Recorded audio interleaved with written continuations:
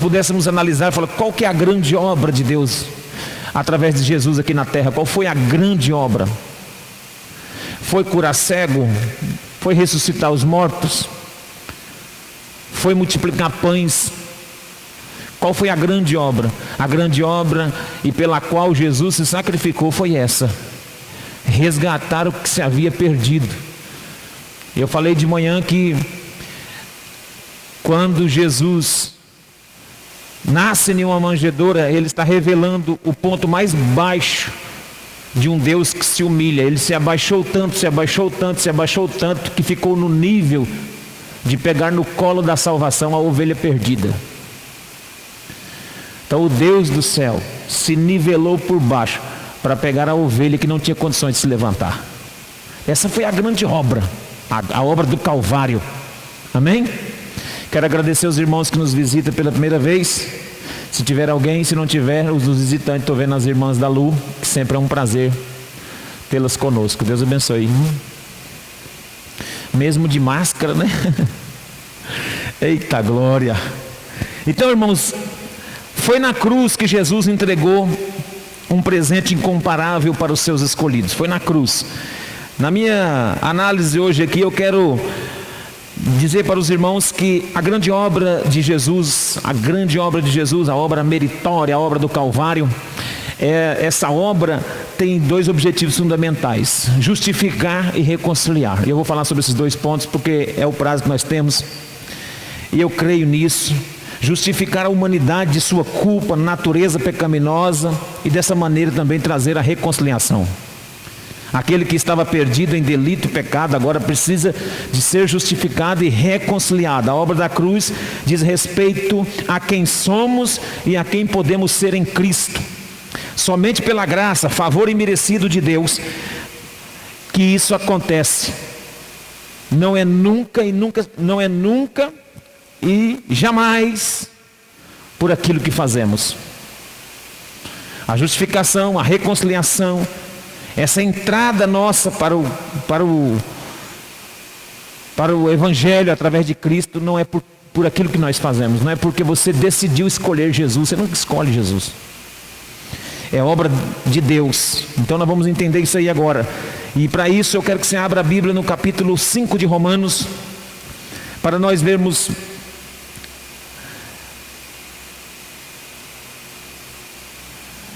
sobre a justificação. Porque a obra de Cristo, essa obra salvífica, a obra do Calvário, eu quero mencionar duas evidências diretas dessa obra de Jesus no Calvário. A primeira é a justificação. Romanos 5, a partir do verso de número 1. Vamos ler?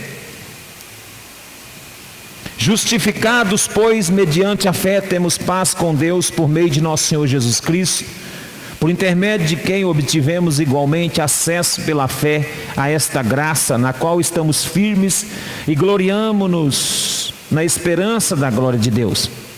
E não somente isso, mas também nos gloriamos nas próprias tribulações, sabendo que a tribulação produz perseverança, e a perseverança experiência, e a experiência esperança. Ora, a esperança não confunde, porque o amor de Deus é derramado em nosso coração pelo Espírito Santo que nos foi outorgado. Porque Cristo, quando nós ainda éramos fracos, morreu a seu tempo pelos ímpios. Dificilmente alguém morreria por um justo, pois poderá ser que pelo bom alguém se atreva ou se anime a morrer. Mas Deus prova o seu amor para conosco pelo fato de ter Cristo morrido por nós, sendo nós ainda pecadores. Logo, muito mais agora, sendo justificados pelo seu sangue, seremos por ele salvo da sua ira. Porque se nós, quando éramos inimigos, fomos reconciliados com Deus, mediante a morte do seu Filho, muito mais, estando já reconciliados, seremos salvos pela sua vida. E não apenas isto, irmãos, mas também nos gloriamos em Deus por nosso Senhor Jesus Cristo, por intermédio de quem recebemos agora a reconciliação. Então, as duas evidências diretas da obra do Calvário é a, primeiro, justificação pela fé. Deus providenciou o meio de pagar essa dívida em relação a Ele. Nós éramos devedores. O pecado nos colocou em uma condição de devedor. O pecado nos levou a uma condição de pena. Nós teríamos que pagar. A Bíblia diz que o salário do pecado é a morte. Nós éramos devedores então de tudo isso. E pelo sacrifício, a obra do Calvário, a obra de Cristo naquela cruz, Ele nos justifica. E o texto aqui é bem claro, que ele diz que somos justificados mediante a fé. De acordo com essa fé, temos paz com Deus por meio de nosso Senhor Jesus Cristo. E aí nós tornaremos a ter a esperança, uma vez que estávamos mortos. E é pelo sacrifício de Jesus Cristo. Ou seja, quando você aceita, quando você crê, quando você recebe, quando você se apropria dessa misericórdia de Deus, então você ativa a sua fé nesse sacrifício, você ativa a sua fé naquilo que Ele fez por você. Então automaticamente o sangue derramado justifica você e justifica qualquer um que crê nesse sacrifício. E somente pode acontecer a justificação pela fé. Então é isso que o apóstolo Paulo está escrevendo aqui. Mas também tem um texto interessante em Efésios, no capítulo de número 2, que eu quero ler com você. A palavra de Deus, na carta que Paulo escreve aos Efésios,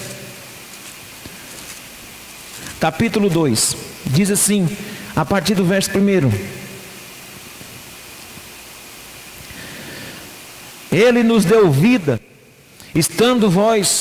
Ele vos deu vida, estando vós mortos nos vossos delitos e pecados, nos quais andastes outrora, segundo o curso desse mundo, segundo o príncipe da potestade do ar, do espírito que agora atua nos filhos da desobediência, entre os quais também todos nós andamos outrora, segundo as inclinações da nossa carne, fazendo a vontade da carne e dos pensamentos, e éramos por natureza filhos da ira, como também os demais. Mas Deus, sendo rico em misericórdia por causa do grande amor com que nos amou, e estando nós mortos em nossos delitos, nos deu vida juntamente com Cristo, pela graça sois salvos. E juntamente com Ele nos ressuscitou e nos fez assentar nos lugares celestiais em Cristo Jesus, para mostrar nos séculos vindouros a suprema riqueza da sua graça, em bondade para conosco em Cristo Jesus.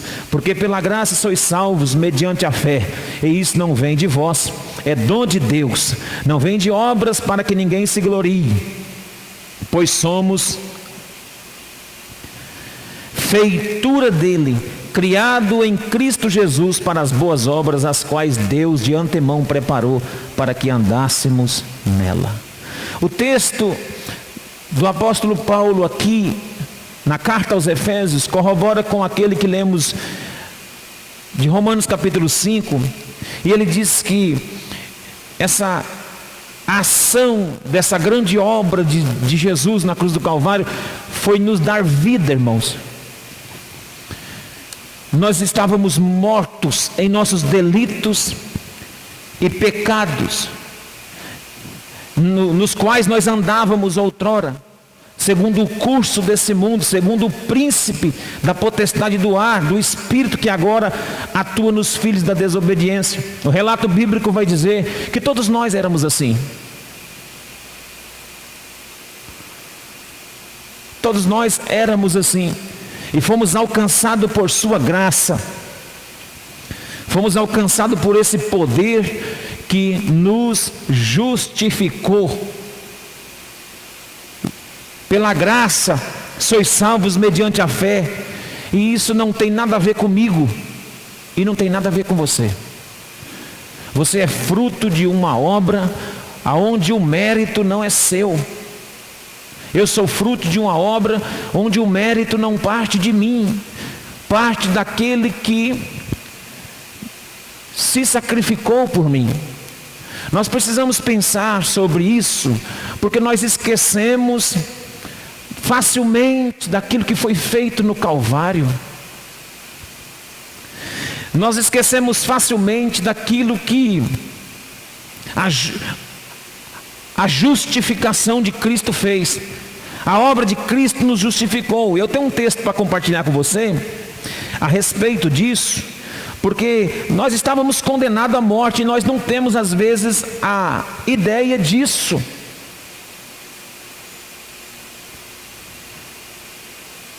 Nós demoramos a acordar para essa realidade e achamos que o sacrifício da cruz, a obra de Cristo na cruz, foi algo histórico, legal, passou, e vivemos como se isso não representasse nada diante de nós. Irmão, para você, o que é essa obra do Calvário? Para você, o que é essa obra de sacrifício? Você tem uma definição sobre o que Jesus fez por você? Ou você aceitou a igreja? Ou você aceitou o evangelho porque achou que ser crente é bonito? Se for assim, nem salvo nós estamos. Existe um sacrifício salvador por trás de tudo isso. Estávamos condenados à morte, no tormento, na escravidão do pecado. Eu sei por que isso acontece.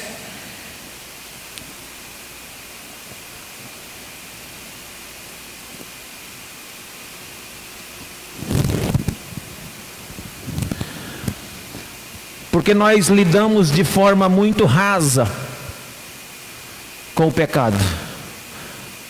Nós somos muito condescendentes com o pecado. E por sermos condescendentes com o pecado, somos condescendentes com a obra vicária, sacrificial da cruz. Nivelamos por baixo as duas coisas. E eu vou falar um pouquinho disso daqui a pouco, sobre a importância também do que foi feito, do pecado, porque você só vai ter noção do que essa obra representa para você quando você souber daquilo que você foi perdoado. Quem é muito perdoado, muito ama, valoriza. Então, a situação nossa era terrível. Deus nos tirou de terrível situação. Ele nos amou. O trecho de Efésios diz que Ele nos amou. Ele nos amou. Verso de número 4. Mas Deus, sendo rico em misericórdia, por causa do seu grande amor com que nos amou. Não é você que ama a Deus, é Deus que te ama.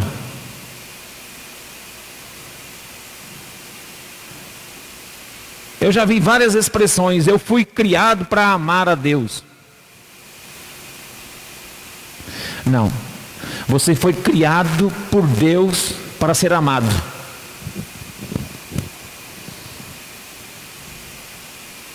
Você foi criado por Deus para ser amado por Ele. E isso não muda. Não tem nada que faça mudar o coração de Deus em relação a isso. Deus nos criou para Ele nos amar. Eu não fui criado para amar a Deus. Eu fui criado porque Ele me amou. Eu sou resultado de um amor derramado. Está escrito, irmão. Está escrito. O seu amor foi derramado. Então, Romanos 3:21, o texto mostra assim: agora, sem lei se manifestou a justiça de Deus, testemunha pela lei e pelos profetas, a justiça de Deus mediante a fé em Jesus Cristo para todos e sobre todos os que creem, porque não há distinção. Então é para todos, fomos justificados. Então o fundamento geral dessa justificação, que os teólogos chamam de doutrina da justificação, o fundamento básico, geral dessa doutrina, é que a pessoa, o ser humano, foi criado à imagem de Deus, santo, puro, sem mácula, perfeito, incorruptível, como o próprio Deus. No entanto, o pecado entrou, e o pecado entrando, destruiu a comunhão com Deus, fez o ser humano cair da graça, e estar sujeito novamente à ira de Deus. A humanidade, irmãos, de vez em quando passa por um destilar da ira de Deus por causa do pecado. O pecado cheira mal. As narinas de Deus o cheiro do pecado é insuportável diante de Deus. E isso faz derramar a taça da ira de Deus sobre os filhos da perversidade, da impiedade. Nós temos que ter cuidado e saber que aroma exala da igreja de Deus, da nossa vida. Qual é o aroma que exala da minha adoração, do meu louvor, da minha gratidão, da minha vida, do meu testemunho, para ver se isso não cheira mal diante de Deus. Então a justificação, ela veio para reconciliar. É o segundo passo, é a segunda evidência. A primeira evidência é a justificação, a segunda vai ser a reconciliação. Então a justificação é isso aí. E a obra de reconciliação, eu quero citar aqui 3 textos bíblicos, porque para reconciliar o homem consigo mesmo, Deus não colocou essa conta, essa dívida na nossa conta. Ele não cobrou isso de mim, eu não tinha como pagar. Então a justificação é aquele ato justificador de Deus através do sacrifício do seu filho. Todo mundo estava morto em delito e pecado, Deus enviou o seu filho, ele derramou o seu sangue. Então quando Deus olha para a humanidade, ele não olha diretamente para a humanidade, ele olha para o sangue, e aí ele vê o sangue derramado, e através desse ato de sangue, ele perdoa você e eu. Quando Deus olha para nós, ele não olha diretamente para nós, porque Deus é tão santo que ele não combina com o pecado. Ele olha para o sangue. É como se fosse um exame. Quando você vai ao médico, você está sentindo alguma coisa, você não sabe o que é, alguma dor interna, alguma coisa nos órgãos. Qual é os primeiros procedimentos? Exames. Faz coleta no seu sangue, puxa sangue, tira sangue, faz exame disso, faz exame daquilo, para ver o diagnóstico, aonde está o problema. O médico não já vai abrindo todo, fazendo procedimento cirúrgico, abrindo. Quem sabe está no rim, quem sabe está no outro, quem sabe está no coração. Vamos ver, vamos testar. Não testa não. Ele olha para o sangue e faz o seu diagnóstico. Deus olha para o sangue do seu filho e ele nos examina. Isso é um ato justificador de Deus com aquele que merecia estar condenado. Eu e você já éramos condenados, e o sangue de Jesus nos justificou. Essa justificação é uma evidência da obra do Calvário, da obra do Cristo aqui na terra. Diga glória a Deus. E segundo é a reconciliação. E eu quero falar que a reconciliação tem a ver com essa dívida paga. Foi aceito o pagamento. Veja 2 Coríntios 5,19.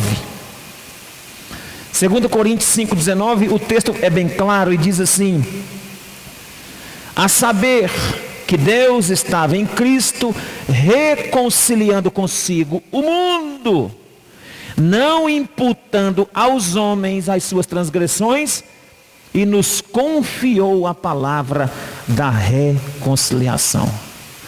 Duas coisas interessantes sobre esse versículo, na obra de reconciliação. Primeiro, que ele em Cristo nos reconciliou, e a dívida que existia ele não imputou aos homens. Ele não cobrou de você, não cobrou de mim. E a Bíblia diz que todos pecaram e todos estavam destituídos da glória de Deus. E aí eu quero até voltar ao assunto que eu iniciei dizendo que nós às vezes não temos noção do que significa a obra de Jesus no Calvário, porque nós não temos noção do tanto que nós pecamos. Nós somos condescendentes com o pecado. Nós nivelamos o pecado por baixo. Nós colocamos pecado em níveis de algumas escalas. Existe pecado, pecadinho, pecadão. Existe pecado mais grave. Nós colocamos pecado em um... Nós temos a nossa análise de pecado. Cada um tem a sua forma de analisar. Tem coisa que é pecado e a gente acha que não é. Tem coisas que o outro acha que é pecado que não é. Então vira uma bagunça. Então nós nivelamos o pecado, chamamos... E hoje mudou mais ainda um pouquinho. Por exemplo, uma outra palavra para pecado, para mentira: fake news.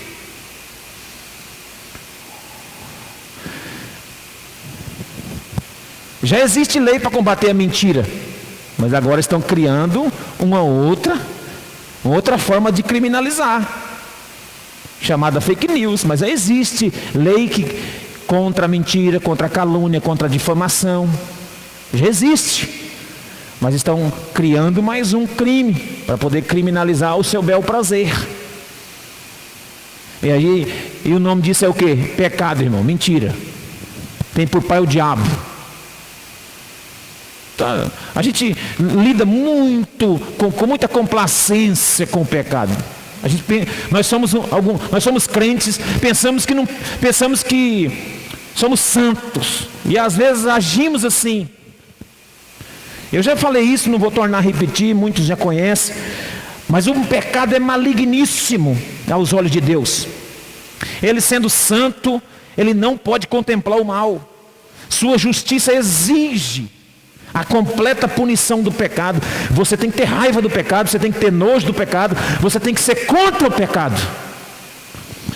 E por você não ser contra, por você não ter uma postura radical com o pecado, você também não tem uma postura radical em relação ao sacrifício e à obra. Por você não achar que o pecado é tão grave, você automaticamente sinaliza que o sacrifício não foi tão importante, porque uma coisa depende da outra. E nós pecamos demais.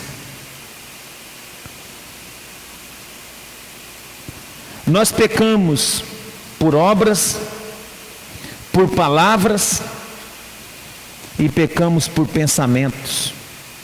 Pecamos contra Deus por palavras, por obras, por omissão e por pensamentos. Palavras, obras, omissão e por pensamento.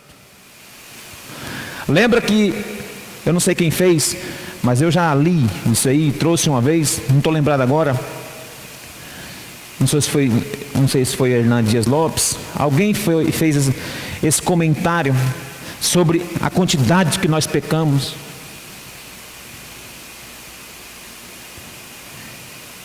Suponhamos que você não peca por palavras, suponhamos que você não peca por omissão, você é um obreiro que está ativo. E por pensamento, suponhamos que você peca somente 3 pensamentos por dia.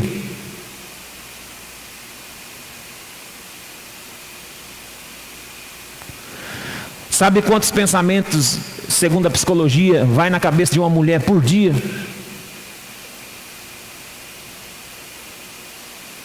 Cerca de 10.000 pensamentos.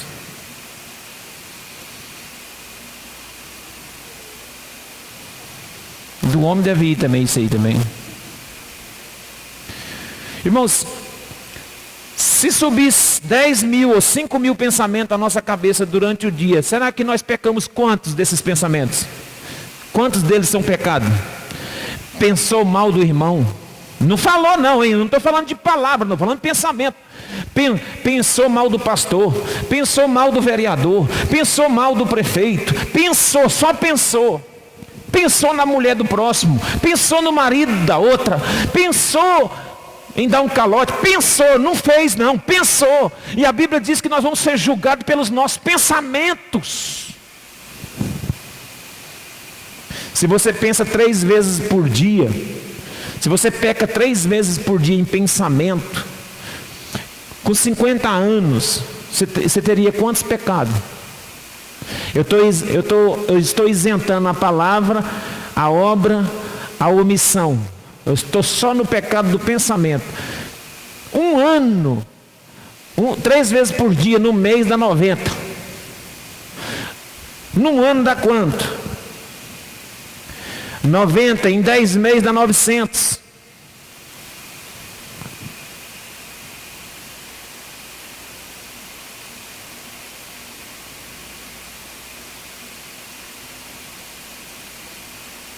R$960 por ano. 10 anos, 9.600.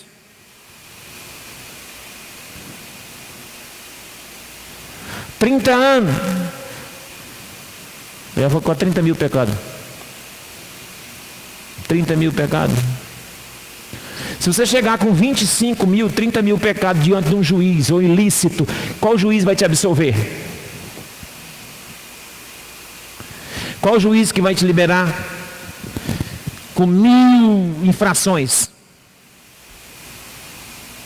Irmãos, nós éramos incapazes de alguma coisa.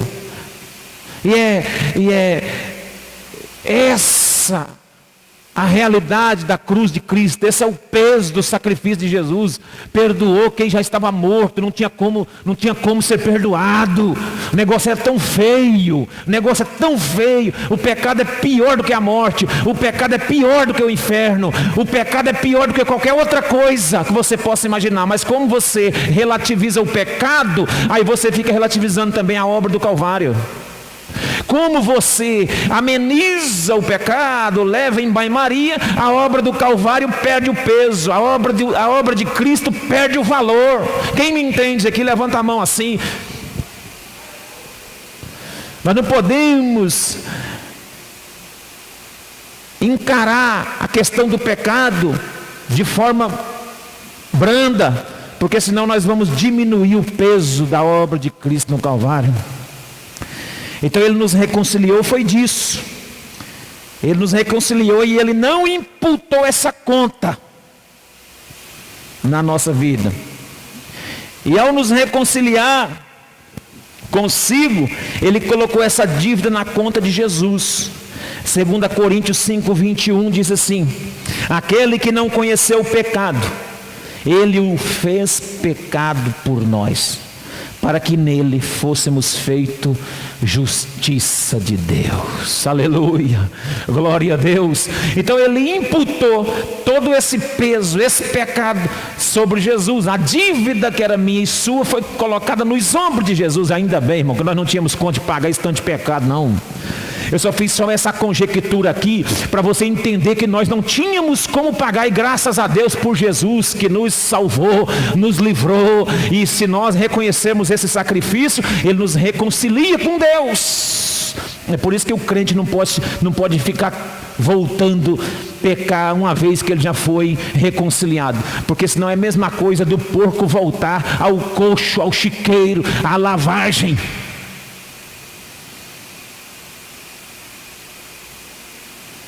Quem me entende, diga glória a Deus. Essa conta foi paga por Cristo. Ele não tinha pecado, mas Ele assumiu a dívida. O profeta Isaías diz: mas o Senhor o fez cair sobre ele a iniquidade de todos nós. Isaías 53:6. O apóstolo Pedro afirma nessa mesma linha de pensamento, dizendo: carregando Ele mesmo em seu corpo sobre o madeiro os nossos pecados. 1 Pedro 2:24. O apóstolo João registra na penúltima palavra de Jesus na cruz, foi um brado de vitória, um triunfo. Ele disse assim, olha, João reescreve no 19:30, está consumado. Essa palavra está pago. Eu completei a obra, eu fiz o que precisava ser feito. Essa dívida foi paga por Jesus. Essa pena do pecado foi paga por Jesus. E encerrando, Ele nos reconcilia consigo mesmo, transferindo o crédito de justiça que estava sobre Jesus para nós. Aleluia. Essa transferência de crédito, Paulo conclui em 2 Coríntios 5:21, a parte B do versículo. Já li o versículo, vou ler só a parte B. que ele diz: aquele que não conheceu o pecado, ele mesmo se fez pecado por nós, a parte B, para que nele fôssemos feito justiça de Deus. Então ele pegou o crédito, olhou lá no crédito de Cristo e fez uma transferência. Amém? Em Jesus, a justiça é plena. Em nós, o pecado era pleno. Olha para mim. Em Jesus, a justiça plena. Em nós, pecado pleno. Então agora o pecado perdoado, o que ele fez? Pegou do crédito dessa justiça de Cristo e transferiu para nós. Ele transferiu, irmãos, ele transferiu. Passou o cartão de crédito de Jesus lá na maquininha. Tinha crédito sobrando de justiça. Aí ele transferiu para a sua conta. Ele transferiu para você. Vamos ficar de pé?